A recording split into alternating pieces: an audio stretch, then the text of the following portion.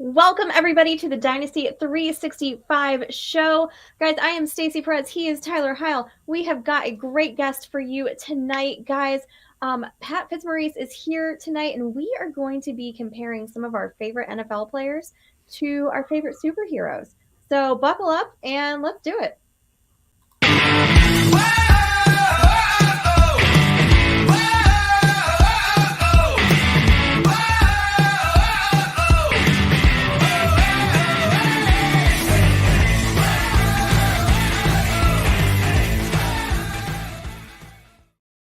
Good night, everybody. Make sure that you are jumping on over to that subscribe button on YouTube.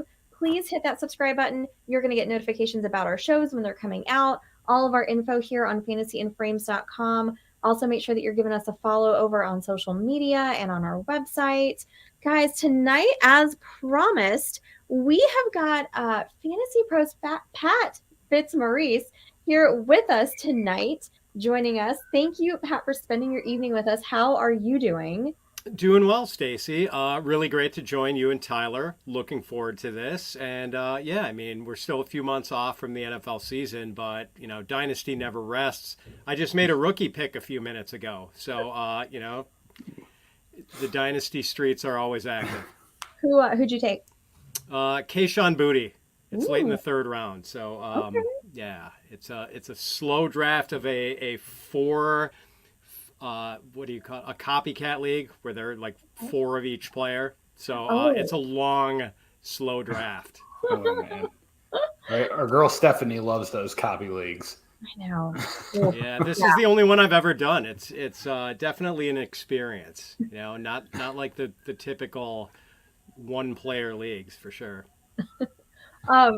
So Pat, your Twitter is at @Fitz_FF. Guys, if you are not following Pat, please make sure to go on and do that. Guys, if you have questions tonight, comments, please throw them in the chat. We will absolutely get to them as we go through and talk about all of our players tonight.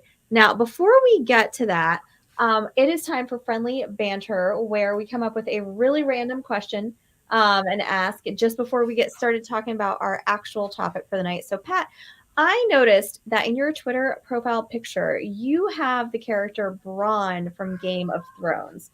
And I also noticed that you are a fellow Packer fan. So here's what I want to know. If you had to sort Jordan Love into a Game of Thrones house, where would he be? Who would he be associated with? Let's see. Let's go with House Mormont for this one. And so first of all, the Mormonts, they're from the north. And, that is apt in this case with Jordan Love being up in Green Bay.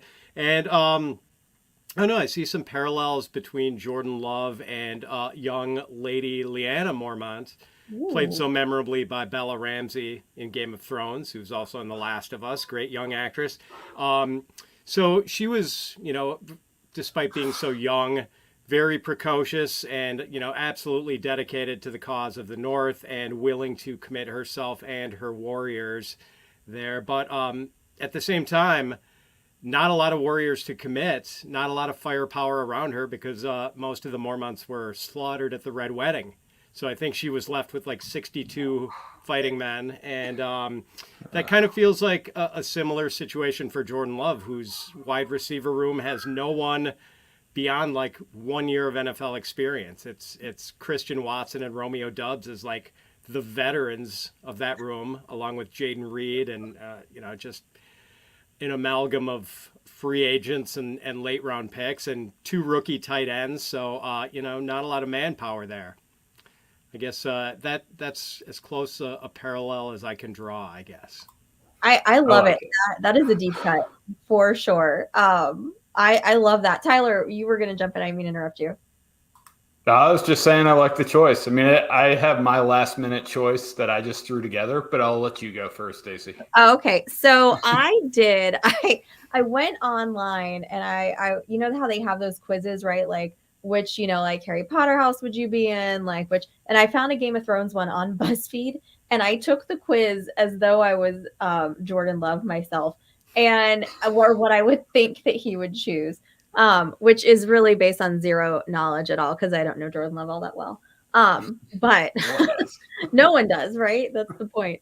But what BuzzFeed tells me is that he would be in House Tyrell, and it gives a nice little description of that house, and it says, with a motto like growing strong, it's evident that you're a person who is made for battle and life's obstacles, which I feel like is kind of appropriate, right? Being there so long and having to go through, is Rogers going to leave? Is he not going to leave? Am I going to take over? Am I not going to take over? What's going to happen? And it says, you don't necessarily kill your enemies with vengeance. You kill them with kindness instead. And it says, now prepare for war as you face off against the other houses. So again, appropriate, right? Now he's got to prepare. This is his team, and he's got to face everybody else in the league. So yeah. So I was like, I can get down with that, House Tyrell. I can see that happening for sure. Yeah, the thing about killing your enemies with kindness. I mean, Love has got to be a pretty good dude, considering that Rodgers clearly was not happy when the Packers picked him in the 2020 draft, and now though, Rodgers is obviously, when he talks about Love, he's clearly pretty fond of him. Calls him J-Lo, and like always, you can tell he's being very earnest when he talks about how much he likes Jordan Love. So Love has got to be a pretty good dude. I think so. I like to think so anyway. Tyler? So my last minute choice was House Greyjoy. Ooh. We're talking a little bit in the north. So they're related with the north, but the Greyjoys and the Iron Islanders have just been crapped on permanently. And that's kind of what Aaron Rodgers did to him. Their house words are, we do not sow, but I'm just going to go with what is dead may never die. Yes. And, I think Aaron Rodgers has sufficiently killed Jordan Love's spirit over the past 3 years. So you can't kill that guy anymore. He's already dead. That's perfect. I love it. Guys, if you have any other houses that you think Jordan Love might be in, let's see them in the chat. I want to see what everybody says. So throw them on in there, guys. So tonight, what we're going to be doing, as promised, we are going to be comparing some of our favorite NFL players with some of our favorite superheroes, right? It's the summertime. It's the quiet time of the NFL. But you know what happens during the summer, right? All the big action movies get released. So Tyler, this was your idea. This is, I think, going to be a really fun idea for us to talk about tonight. Kind of combining, obviously our stuff with the NFL into some summertime action superhero stuff. And we're definitely going to be talking about Dynasty, guys. We're just going to have a little fun getting there. So each of us is going to have 3 players. We're going to do this in a round robin style, and each take one person and then kind of go on to the next. So Pat, I'm going to start with you. You're our guest. Go first. So who is your first NFL superhero? I'm going to go with Spider-Man as Davante Adams. And, I think like Davante Adams has some of the best hands in the NFL, which, is interesting because his first couple of years in Green Bay, I mean, he was kind of a train wreck. Like he was dropping balls left and right. And, a lot of Packers fans were ready to just like release the guy. He was so bad his first couple of years. Obviously, I'm glad they were patient with him because he turned out to be one of the most reliable receivers in the league. Amazing hands, and also just the stealthy movement of the spider, I think. So it just seemed apt, thinking of those sticky web hands, and that fits Davante. I love that pick. I personally, Davante is probably one of my absolute favorite. Not even just Packer. I think probably favorite player of all time. I think he's wonderful. I could like go on for the entire show about how much I love Davante Adams, but I definitely won't. Until next time, Pat, when you come back, and then we can make this just a straight up Packer show. So if you're down, let me know. We'll just take over, and it will be all cheesehead all the time. Absolutely. Did you take it hard when he went to the Raiders, Stacy? I got to tell you. So I was at dinner with a friend of mine for my birthday last year, because it was in June, right? That's when I'm thinking that it was, so it's June. So I'm sitting at dinner with a friend of mine, and my phone starts blowing up, and it's all this, oh my God, Davante's gone, like what's going on with the Packers, all this stuff. And the friend that I'm with could not give a rat's about football at all. And she's like, what are you so upset about? And I was like, Devontae is leaving. But though, when I was thinking about it, and I was like, all right, well, he wants to go play with Derek Carr, his college, bestie. This is what he wants. He wants to go back to that side of the country where he's from. And so I was like, okay, well, if that's what he wants, then, I'm going to be happy for him. I feel bad for Devontae because I don't think it's worked out the way that he hoped that it would. So, I hate that, right? Because he's such an amazing talent. And now I kind of feel like that's going to be wasted on the Raiders. But yeah, he has spent the entirety of his NFL career playing with either Aaron Rodgers, a future walk-in Hall of Famer, or his old Fresno State college teammate Derek Carr. And Carr last year I think averaged like 9.1 or 9.2 intended air yards on his throw. So he was attacking aggressively downfield. Now he gets Jimmy Garoppolo, who does not really attack aggressively downfield. I think his average intended air yards last year were like 6.9 or something like that. So, he's Adams is reportedly not too happy with the direction of the Raiders offense. I'm just worried that this is not going to be a great year for Davante Adams. Well, and couple that on with like he's turning 30, right? I think he's a Christmas baby. I think December is his birthday. I don't have everyone's birthday memorized, only the exceptional players. But yeah, I mean, I think, he's getting older, right? Like, is this the year that he falls off? I hope not. But couple that with the weird situation that's going on over in Vegas. I mean, I've been staying away from him personally, like in drafts. Like, I don't know about you guys. Even though I love him, obviously, but yeah, it just makes me nervous there. One thing I wanted to ask you, Pat, about Devontae, do you feel like he's quarterback proof, that it doesn't matter who's back there throwing to him? That's what we're going to find out this year, I think. And I'm worried that maybe he's not. That, without Rodgers and without Carr, who obviously he had built chemistry with during their 2 years together at Fresno State, that maybe it's not going to click right away with Jimmy G and Devontae. So I'm a little concerned about that. I don't know if he is quarterback proof. Do we even think that Jimmy G is going to end up being the quarterback to start the season? Man, this foot thing. Yeah, and boy, and what do they have to fall back on? Like if they don't play him, Aiden O'Connell or Brian Hoyer. Or Brian Hoyer. Brian Hoyer. Oh boy. Yikes. That's a little rough. Tyler, do you think he's quarterback proof? Personally, yes, I do. Jimmy's not a pushover. He's a professional level quarterback. And I mean, if people like, I was actually just listening to something today. If Andre Johnson could be a Hall of Famer with Matt Schaub and people like that, and DeAndre Hopkins, he was great before Deshaun got there in Houston. So, I would absolutely put Devontae in the class with those guys right now. Even Andre Johnson, he's one of the best of all time. He's incredible. So, if we're talking redraft, yeah, I'm still going to treat him as a wide receiver one. Dynasty, I am scared. He's 30 years old. You are right. It's December 24th, so he's going to be 31 before the season lets out. So, yeah, I'm concerned about his dynasty prospects for sure. Is he already 30? I think he is. Oh my gosh, I thought he was still 29. Maybe he just looks younger than he is. Or maybe we're just getting old and everyone looks young. I refuse to accept that. That's absolutely not it. Sorry, absolutely that was offensive. You're too close to home there with birthday coming up, Tyler. I'm not accepting that we're too old. All right, so in the chat, Matt, I love your name here, Matt Wu-Tang Killa Bees. Please comment more because I just want to keep saying that name. Carson Wentz. Have you guys heard anything about that? Would Carson Wentz possibly be an option to get over? I mean, he's still a free agent, so. Yeah. I would say Carson Wentz is likely going to work out, sit on the side until a team gets desperate, and then let some sad sack team write him a $10 million check. I wish we could get that gig.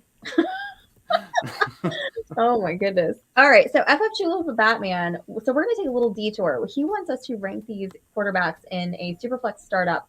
Herbert, Trevor Lawrence, and Justin Fields. Pat, you go first. What do you think? Oh man, I was just at a live Dynasty startup draft on Sunday and faced this decision. Sort of, I would have had Trevor Lawrence tops out of this group, and I was forced to make the decision between Justin Herbert and Justin Fields, and I wound up going with Herbert. And I didn't feel great about it. Like I'm a big believer in Fields. I think he is like he's got more as a passer than he has shown us to date. And I saw that at Ohio State. I mean, I'm up in here in Big Ten country. So like I watched a lot of Fields when he was with Ohio State. And I mean, that offense was just a machine when he was there, and also last year when Stroud was there. But yeah, like I think he's going to be a good passer, and we know he gives you the rushing. So it was hard for me to make that decision, but I do think Herbert's just a little bit safer. Yeah, well, I don't know. Tyler, what are your thoughts about this one? This one I'd have to go. I mean, I agree with everything Pat said about it being really close between Herbert and Trevor. But I'm going to go Trevor up top. I'm going to put Herbert just behind him just because I like I see. I mean, Herbert has the best arm. He's the most physically talented. But Trevor is no slouch, but I just see him more willing to throw the ball down the field, and bigger plays are good for fantasy football. And just being a little risk mitigation play, I'm putting Fields last just because I'm not sure he's going to be relevant for over 3 years. Yeah, I think I can get down with that for sure. So Tyler, while you've got the mic, who is your first superhero? All right. My first one is I really want MCU heavy for those MCU nerds out there. But Tony Pollard is Sam Wilson or Falcon. If you don't know the story of Sam Wilson or Falcon, he was kind of he was a soldier. He kind of started off as Captain America, as almost flunky, kind of sidekick kind of guy. So I guess in this narrative, Prime Zeke is Captain America. But over the years, Captain America did his thing, and then he went off and lived his life. And at the end of Endgame, he passed the shield on to Falcon. So Falcon became the new Captain America. They made a series about it, and he's taken the helm proudly, and he's doing a really good job with it, to the tune of Pollard is the guy now. He's Captain America now. He was RB7 last year. He was first in the NFL in yards after contact per attempt. He was seventh in the NFL in yards per attempt. He was fourth in the NFL in rushes of 20 plus yards. And then he was second in the NFL in rushes of 30 plus, 40 plus, and 50 plus yards. So he's making big plays all over the field. And I'd say those numbers are deserving of the helm of Captain America. So I'm going Tony Pollard as Falcon. So are you worried that if like Zeke resigns in Dallas, that's going to really just like kill the vibe for Tony Pollard this season? It didn't last year. Well, yeah, but then Zeke this is what I was thinking, right? So like Zeke leaves, they don't, bring him back. And then now Tony Pollard's like, yes, this is my job. And then like, what if Zeke like comes back in? Then like, is that a weird dynamic for like, listen, I don't know. Personally, I don't want Tony Pollard getting 350 touches. I just don't. Give me 250 touches included, or 275 with rushes and receptions, and Tony Pollard will be the most effective and efficient running back in the NFL, just like he was last year. His efficiency will go drastically down if he is forced to do a 350 to 400 touch workload. Okay. So I would welcome Zeke back to that offense. Okay. Pat, what do you think about Pollard? Do you have any concerns about his broken leg and whether or not he's going to be ready to start the season? Does that worry you at all? I'm not too worried about the health, but yeah, I mean, I would just sort of echo Tyler's thoughts on that. He was pretty spot on, I think, in saying that maybe there are concerns about him being a workhorse, holding up if he does have to take that sort of load, being less efficient than he has been. And I'd kind of like to see him stay in this sort of satellite back plus role that he's been doing, where he, gets his 10, 12, 14, 15 carries a game, a few targets, and just, we've talked about this. We've used kind of a pitcher comparison, like major league pitchers. They're the starters and the relievers. And the starters kind of have to pace themselves a little bit because they might have to throw 90, 95, 100 pitches, where the relievers can come in and, throw 100-mile-an-hour fastballs for the inning that they're going to be in because, they don't have to worry about it. They're not going to go that long. Yeah. And I kind of felt that's what it was like with Pollard. Like he could just come in and run with his hair on fire because he was not going to be taking this massive load. He was just going to be picking his spots. Whereas, Zeke was kind of the heavy duty thumper and had to maybe, that was part of it. Part of it was age, but part of it was just, Zeke was over time, maybe he just couldn't throw the fastballs like he used to and had to pace himself a little bit better to last. And Zeke has been durable, but I'd like to see Pollard stay in the same type of role that he's been used in. Yeah. I was trying to think of a good baseball analogy, but it fails me at the moment. So I'll think of one eventually. If somebody thinks of a good one, throw it in the chat. Aroldis Chapman. Thank you. There you go. Ooh, there nice. You go. Everybody I was thinking of was related to my Braves, and I was like, nobody needs to hear me go off on a Braves tangent. All right, guys. Well, ideally, you could be like Spencer Strider, who is a starting pitcher who throws gas. He does throw gas. Every He inning actually he's got in the win today in that first game of their doubleheader, which the whole reason I have a TV in my office, Pat, is so that I can watch afternoon baseball, like I did this afternoon, and I got to watch Spencer Strider almost lose to Detroit actually today. But anywho, so my pick for my first superhero is gonna be Cheetah Tyreek Hill. I have cast him in the role of the Flash, right? No surprise there because he's freaking fast, right? So his powers are derived from this is and just so everybody knows right now, I have very little knowledge about superhero stuff. So if I get stuff wrong or something, you know what? Don't come for me with that, okay? Like I'm looking stuff up on Google, I'm using the Wikipedia. Fingers crossed all this comparison to these guys is somewhat accurate here. And don't worry, I yelled at her in Slack for going with DC over Marvel. Yes. I have been chastised over that, but I don't care. I picked superheroes that I actually know because I figured that would be the easiest for me. Mr. Scamper is putting in the chat over here. Cooper Kupp is Superman. I don't disagree with that at all. But back to Tyreek Hill and the Flash, right? So the Flash's powers are derived from his superhuman speed, right? Just like Tyreek Hill, right? He's known for his superhuman speed. Again, per Wikipedia, right, the internet, which is obviously like everything on there is completely accurate. One thing that it noted was that when the Flash interlocks his lightning, which I guess is part of his powers, with another speedster, right, that he can short circuit their connection to the speed force. I'm using a bunch of words that I don't know what they mean, but it explains, I think, why nobody can catch Tyreek Hill, right? His connection with that other speedy defender. He's just saying, nope, I'm going to short circuit you and you're not catching me. So, right, one of the big questions for Tyreek Hill going into the last season, right, is his production going to drop off going from Mahomes downgrading, obviously, to Tua? No offense, Tua. Anybody's a downgrade to Patrick Mahomes. Answer is no, right? So he had the most yards of his career last year, which was 1,779.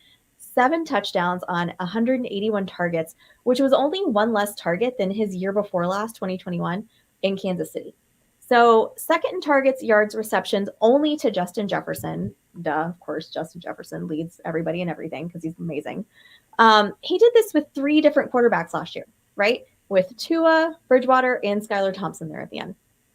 So didn't he even go on and say, like, it doesn't matter who's under center, like, I'm still going to catch the ball? And yeah, then he proved it. Right. Yeah, that is accurate, Tyreek. He is currently the wide receiver 9. And Pat, I got this from the Fantasy Pros Dynasty consensus rankings. So he's currently wide receiver 9. And just to kind of put that in a little bit of perspective, Waddle is 6, right? So what's the big difference there? The youth, obviously, right? So he's still going in the second round of startups, even at his age, which just obviously speaks for himself and what an amazing talent he is. Concerns that we have for him, right? He's 29, not a pink flag for me. I don't care because I think that he's the exception to the rule. A lot of people are worried about, receivers, they hit that age 30, right? And just fall off the cliff. Maybe that happens for the majority of guys. It's not happening for Tyreek Hill. Another concern, right, is Waddle going to get even better right after that impressive rookie season and, take, production away from Tyreek Hill? I don't think so. I think Miami is an offense that can support both guys. They didn't bring in anybody else who's going to really steal those targets. And I don't really think that the addition of Devon Achane, whose name I finally said correctly the first time, is going to have any effect on Tyreek Hill or Waddle for that matter. Last thing, what if Tua goes down and misses significant time, right? We already touched on that. Tyreek is quarterback proof. I don't think it matters. And they have Mike White. Thank you. Exactly. They have Mike White, and I think he's a better backup than what they had last year.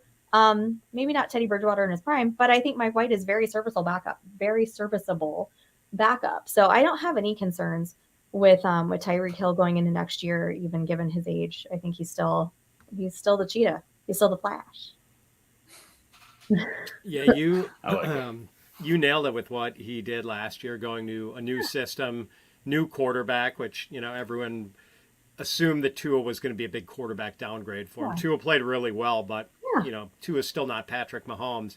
Yeah. And for Tyreek to put up the kind of numbers he did with that new situation, and you mentioned having to share the ball with Waddle, although I suppose he did have to share it with Kelsey in Kansas City. It was really an amazing season, and the fact that he's still a top 10 dynasty receiver, despite the fact that he's come out and said, I'm going to play 3 more years. Yeah. But we can only assume they're going to be 3 really good years. Yeah, for sure. I mean, unless something like completely tragic happens, it should be pretty great. By the way, actually, that makes me wonder, Pat, kind of what your philosophy is on this. With Dynasty, I try to look at these guys and rank them for the next 3 years, which is kind of perfect in Tyreek's case. If you're projecting further than 3 years out, you're really, really throwing darts. So I just try to project him for the next 3 years. Are you looking way past that with your rankings and how you're treating him? Looking at the 3-year window is the smart thing to do, Tyler, but I never claim to be smart, and I do tend to be guilty of being too youth centric and letting that kind of cloud my judgment sometimes.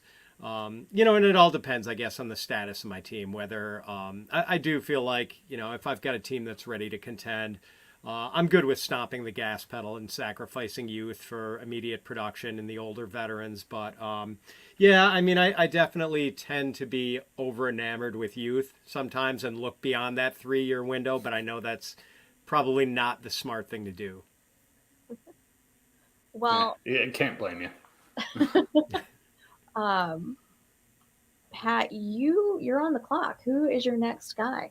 Okay. By the way, one more thing. I'd love to see a sprint, like a race between Tyreek Hill and Devon Achane. Yes. Because Achane is an absolute flyer, too. I mean, 4.32 at the combine. I think he's run the 200 meters in 20.2 seconds or something crazy. That dude's pretty fast. But then again, Tyreek, I'm not sure. I don't know, if I've ever seen another player as fast as him. Deion Sanders, Devin Hester. I mean, Tyreek might be the fastest of all time. I would love to see that. I love to see Waddle's no slouch either. And Raheem Mostert, when he's healthy, is pretty quick too. I just throw all of them out there. That's what they should do at training camp one day. Just do a race. Let's find out. Let's answer it once and for all. Yeah, they've got a crazy 4x400 meter or 4x100 meter relay team on the Dolphins. I don't think anyone's beating the Dolphins in that sort of relay race. I wonder how much would they beat other teams by? How close would second place be? 5 seconds? Not close. Not close. I want to see them match up against some Olympians. Could they make the Olympic team? You put those 4 guys out there, are they making the Olympic team?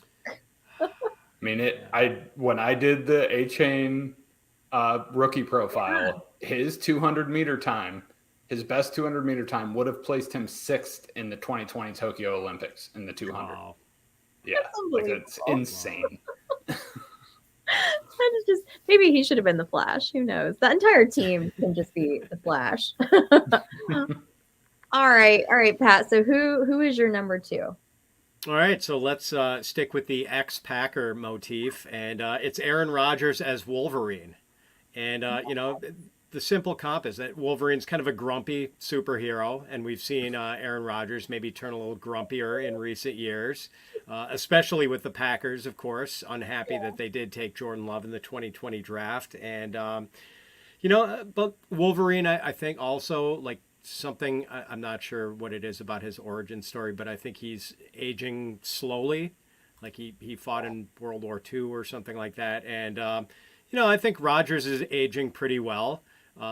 He's staring at 40. He's going to turn 40 later this year. And, like his numbers weren't great last year.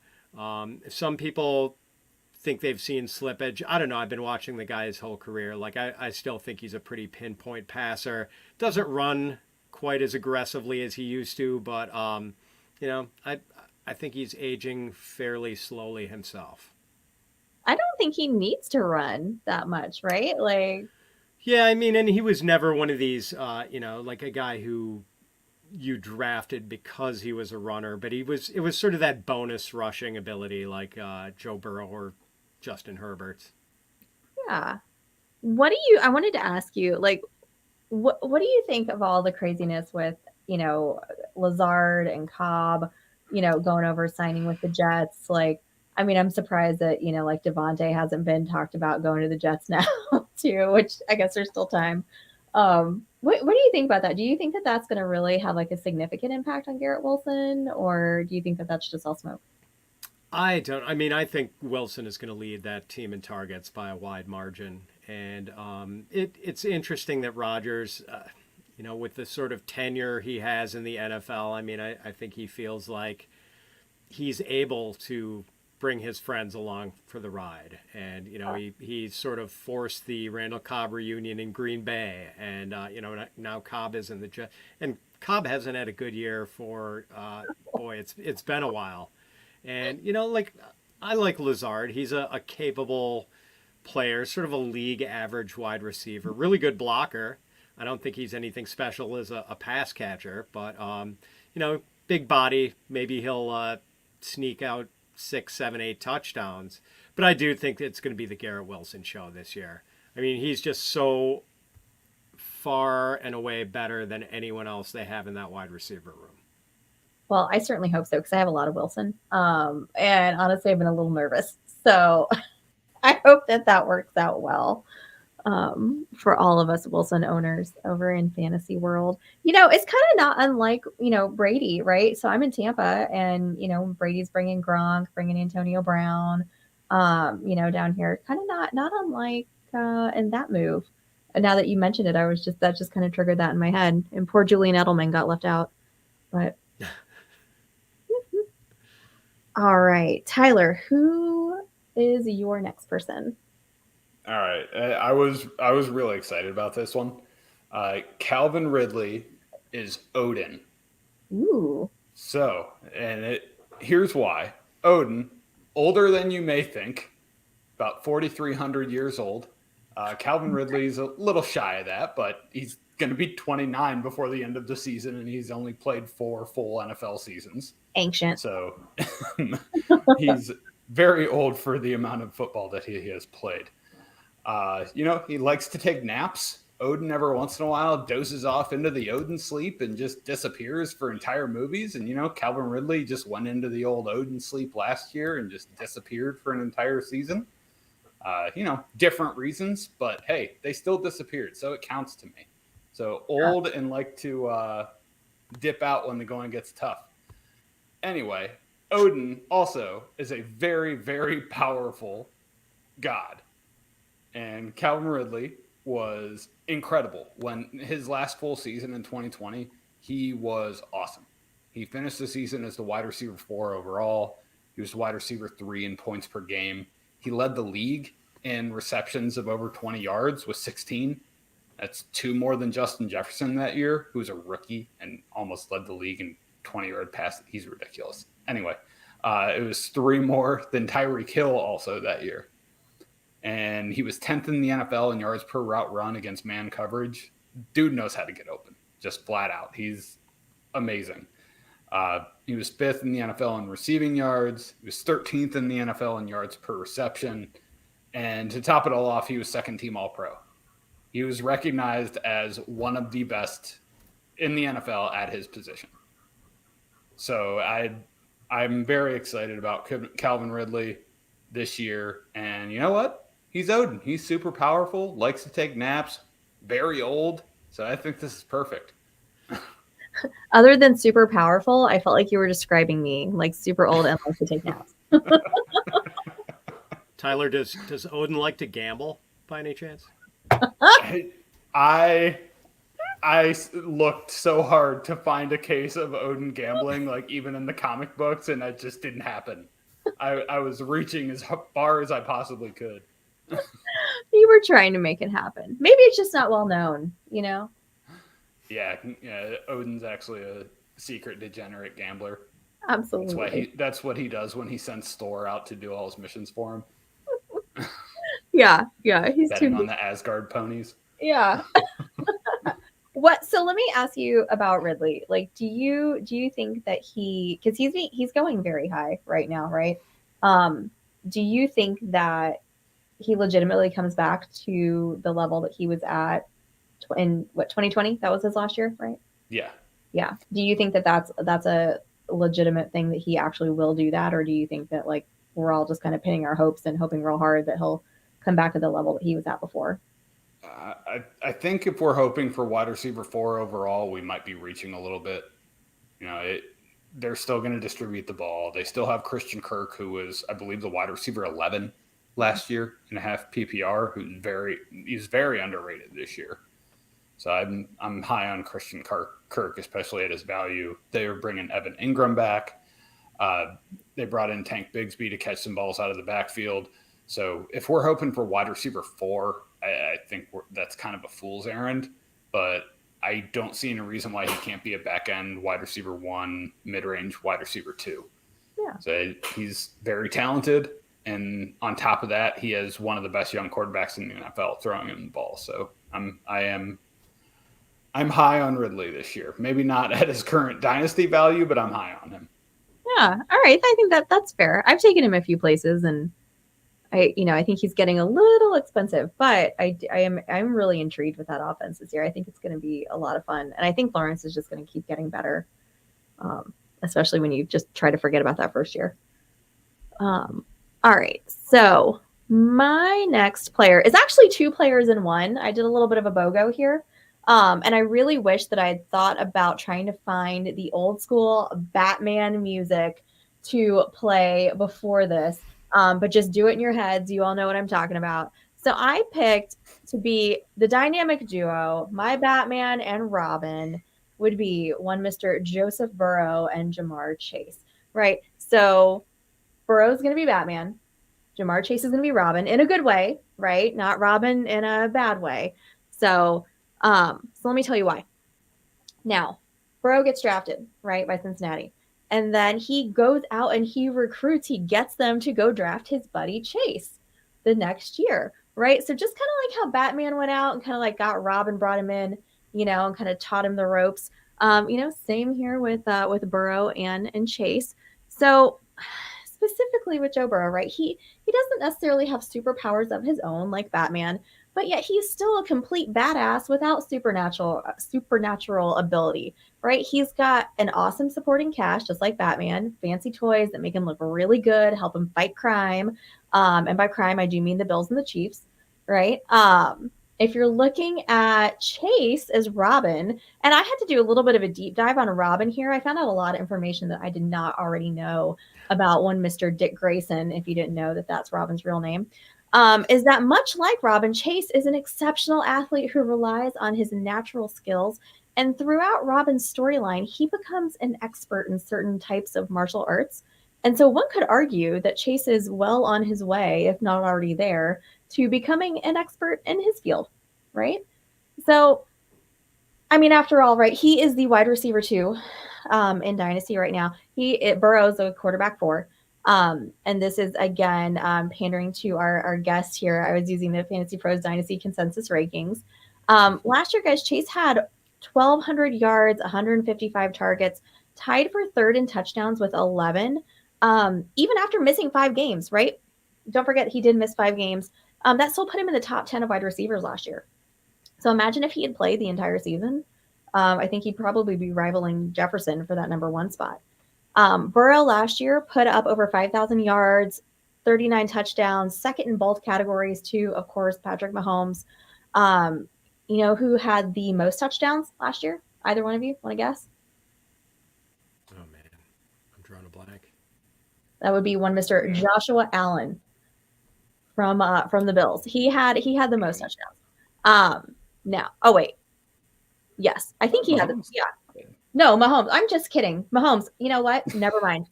Completely forget about that. There was something that Allen had them beat in, and now I didn't write it down, so now I can't remember it. I'll have to look that up for you guys later. Interceptions. Yeah. Oh, ouch. Yeah. Didn't mean interceptions. It was something good. Anyway, guys, so both these guys, Burrow, Chase, right? They're young. They're at the top of their game. Literally cannot get any better than they are now. Just like Batman and Robin, the value for both of them, right? It's at its peak, right? Like you're not trading these guys for anything unless less than an absolute haul. And by that, I mean like multiple very expensive picks, right? If you would even entertain trading them at all at this point in their respective careers, which, I would probably say no. But, like we've talked about previously, everybody is up for trading in Dynasty. But it would take a lot if it were me to get these 2 guys, considering where they are in their careers at this point. So Batman and Robin, Burrow and Chase. That's what I got for you guys. Love it. And if there is a dynamic duo in the NFL, it's got to be them, right? Can we extend this? Can we make former LSU head coach Ed Orgeron the Alfred the Butler of this thing, but with a Cajun accent instead of a British accent? Yes, 100%. 100%. I love it. I had to pander to Mr. Scampers in the chat for calling out Kirk Cousins as Captain Planet. It was just too perfect. So for the rest of the show, Kirk Cousins, Captain Planet is going to be my background. Tyler, do a little slide so we can see him. There you go, Captain Planet. I got to be honest, I don't know who Captain Planet is. But I would trust that Mr. Scampers knows that is Kirk Cousins. I'd say Mr. Scampers and I are about the same age, growing up watching Captain Planet and the Planeteers. Speaking of Mr. Scampers, he says Cajun Michael Caine is all he can hear right now. Yes. I would pay money to hear that, actually. All right, so Pat, we are circling back. We're back to you. Who is your third and final guy? Well, I can't go away from the Green Bay Packers motif now, Stacy. So I've got to compare A.J. Dillon to the Hulk. It's the size and power. That guy's, quads are just insane. Thighs are, I think his thighs are probably bigger than my wife's waist. That guy's just an absolute monster. And hopefully we get to see a little more of that power this year. Like, I don't think last year was the season that A.J. Dillon wanted to have, but man, he is tough to bring down with just an arm tackle. So for sheer size and brute strength, yeah, A.J. Dillon is the Hulk. He is definitely, that's a great comp for him. When I saw that on the show sheet, I was like, yes, A.J. Dillon is definitely the Hulk. What do you think?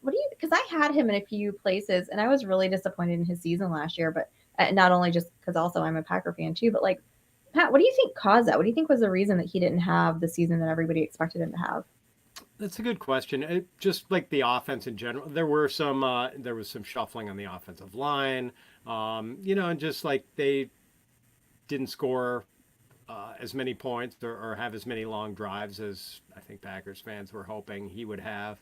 I don't know if he has like a superstar ceiling, by any means. I think he's kind of meant to be a committee back, but he can certainly do the early down thing pretty well, and he's in a good place because I think you want a guy like that in the cold months in Green Bay. And like his first couple of years in the league, we actually saw kind of a shift, like where Aaron Jones' workload decreased a little bit late in the year, and Dylan's ticked up. So I think Matt LaFleur appreciates that, and having a guy like that when you want to run the ball when it's you're up in Green Bay and it's 10 below with the wind chill temperature up there. Do you feel like he's going to have a bounce back year this year? I'd like to think he's going to have a mild bounce back here, but I just don't know. Like, I don't know what to expect from Jordan Love. Like, this offense could be kind of a disaster if Love doesn't pan out, and they've really got nowhere else to turn at quarterback. So I'm cautiously optimistic, but there you go. I'm not really betting on it either. Well, fingers crossed. I'm definitely hoping he has a bounce back here just because that's my team. Tyler, last guy for you. Who's your person? All right. I was reaching a little bit on this one, but I thought it made sense. It made sense in my head. So I'm going to try to make it make sense to you.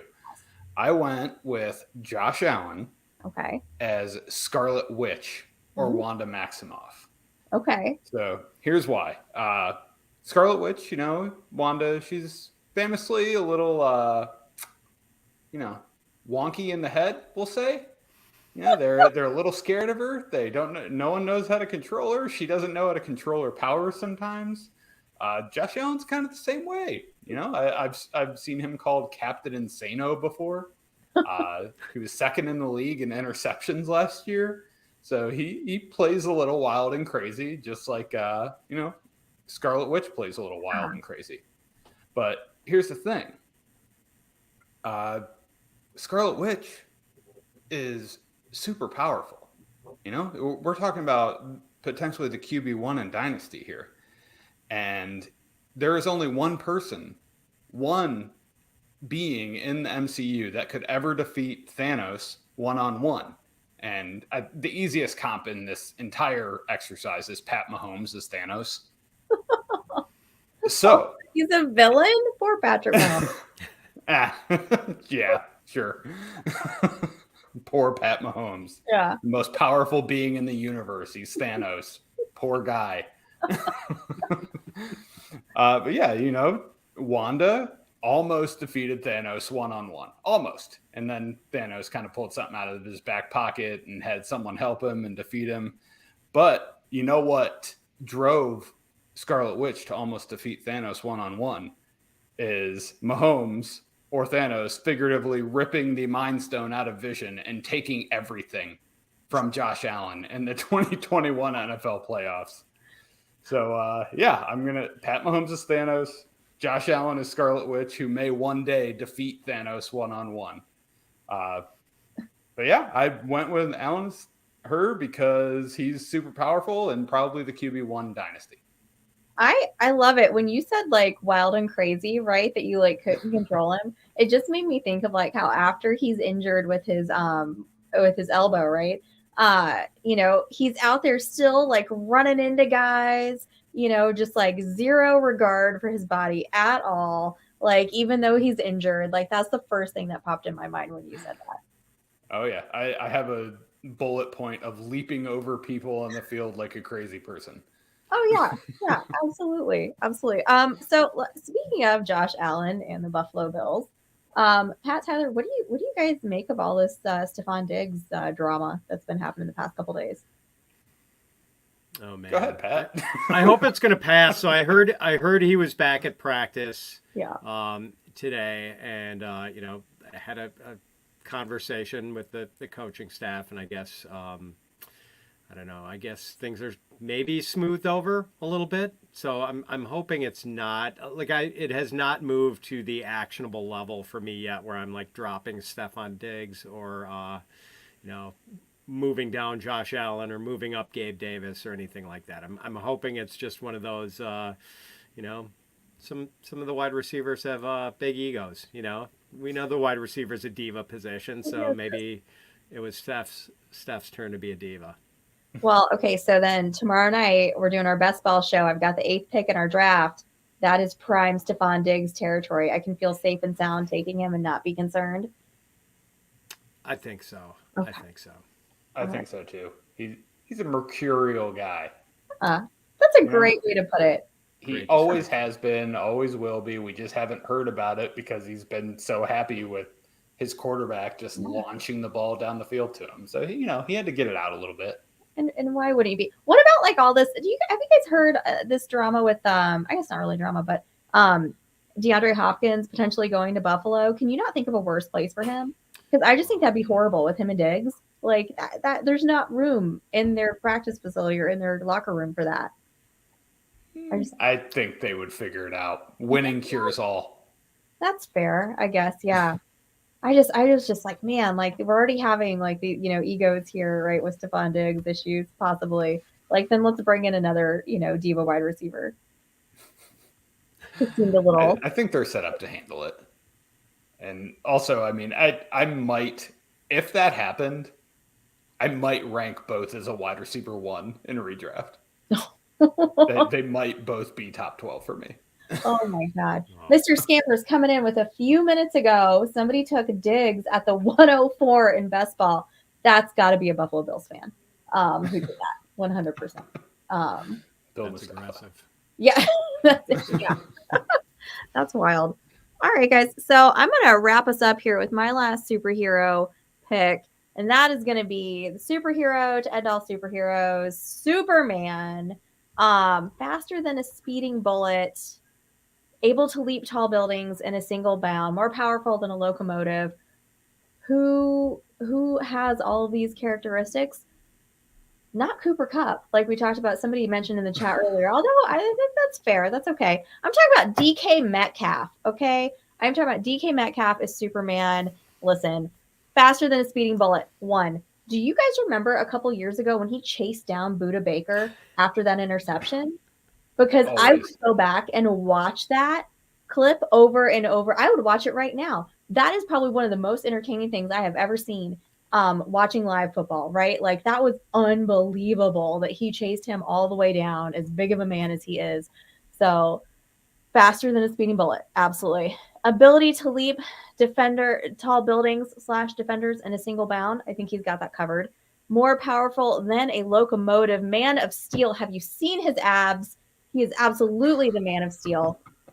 Now, DK for Dynasty this season. Last year, right? Everybody stayed away from him. It was like he had leprosy. Like nobody wanted any part of that Seattle offense because Russell getting, shipped out to Denver. We thought they were going to be horrible. Yeah, right? But here comes DK, right? Geno Smith saving the day. DK had a 1,184 yards, 8 touchdowns on 152 targets last year. So he is the number 1 in Seattle until otherwise determined, okay? Now, his touchdowns were a little bit lower than last season, or the season before, rather. But that's kind of expected, right? He's 25 years old, right? He's so young. He's got the 9th most targets of wide receivers with at least 37 targets of all last season. So in the top 10 for that. 25% of Seattle's targets that they threw all year went to DK. Okay.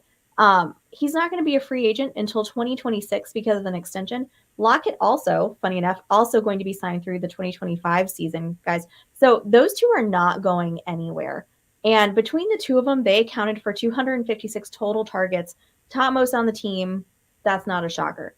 Now, he is the wide receiver 14 in our consensus dynasty rankings. Probably as good of a value as he's going to be just because of JSN coming in, right? The big question mark there. What is JSN going to do? How much is he going to eat into everybody's production? You know what? Honestly, I'm not really all that worried. Okay, one, because Seattle's a run team, right? They love to run. They drafted Charbonnet. They've got Walker. That's going to be what they do in Seattle. And then also, can Geno really support 3 fantasy relevant wide receivers? As much as I like Geno, I like that offense. I don't think he's supporting 3 fantasy relevant wide receivers in addition to Walker and Charbonnet. I think that's just too much for that offense. I don't necessarily think it's likely that you're going to get out of those targets that went to DK and and Lockett, right? There's about 300 or so plus other targets there that have got to come from somewhere. They're not coming from DK. They're not coming from Lockett. They're coming from other people on the team. So I don't think you have to worry about the addition of JSN hurting DK at all, or really Lockett for that matter, honestly. Either, we're just talking about DK Metcalf right now. But Stacey, what rankings were you referencing there? I was using, again, our Fantasy Pro's Dynasty rankings. That's where those came from. I thought you were using our Fantasy and Frames rankings, because he's actually the wide receiver 13 over there on our consensus. Okay. Well, that's so, it's right about the same level, right? 13, 14. Yeah. It's just about who's the who do you have him in front of, Tyler? DK Metcalf. Sorry, it's not sorted. I have him right in front of T. Higgins. Okay. Yeah. I mean, that works for me. But yeah, DK Metcalf, Superman. See him in the end zone, just ripping his jersey off with the Superman, there on his chest. I think that's a pretty good comp. Yeah, for he needs him. to make that happen. Yeah, I'm sure he could absolutely put that under his jersey, right? I'm sure he wouldn't get in any trouble at all. That'd be totally fine. No. Do you guys? Can they do props anymore? They can't do props. They can celebrate. No yeah, it's no fun league. They don't let them celebrate and have fun. Well, yes, they do. But Stacey, have you watched the NFL in the last 3 years? They do choreographed celebrations. Okay. Come on. Yeah. All right.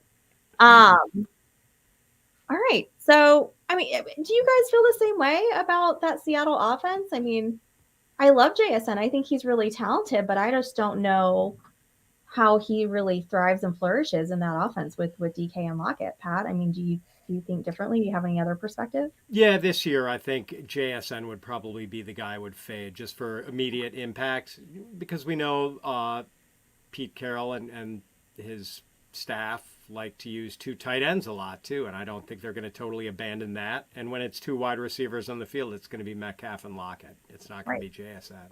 So no, that's a bummer. I'm a big JSN fan, but yeah, I don't necessarily love him for this coming year. Maybe if something happens and Lockett goes elsewhere, sure, but not at this point right now. And as for the Superman comp, Stacey, I have a good friend whose son is an undergrad at Ole Miss right now, and he wound up in a pickup basketball game with DK Metcalf a couple of months ago, who was back on campus for some reason. I think he would agree with your Superman comp. He was duly impressed by DK's size and athletic ability.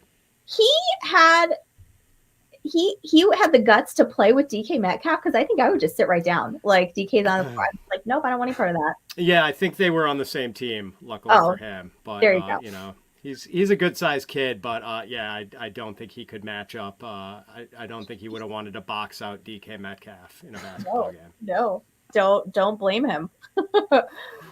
Oh man. Well, Pat, I just want to say a huge thank you so much to you tonight for spending your night with us, hanging out with us tonight, talking a little football. You guys, make sure that you are giving Pat a follow. You can find him on Twitter at @Fitz_FF. Pat, before we go, tell us what you're working on right now. Yeah, thank you so much for having me, Stacy and Tyler. Really appreciate it. And, at Fantasy Pros, we're just gearing up for the season. So we've got our redraft kit coming out. I think that's supposed to hit July 1st, but we will probably be slow dripping some of those stories on the site before then. We've got our best ball kit up, our dynasty kits. So pretty much, whatever kind of fantasy football you play, we've got it for you at fantasypros.com. Awesome. Thank you. All right, guys. So make sure that you're following all of us on Twitter. You can find Tyler at FF Tyler Heil. You can find me over at Stacy_Perez83. Make sure you're following the show. Hit that subscribe button on YouTube to get more information about all of everything that we're doing here at Fantasy and Frames. Guys, we will be back next week for more awesome Dynasty talk. And have a great night, everybody.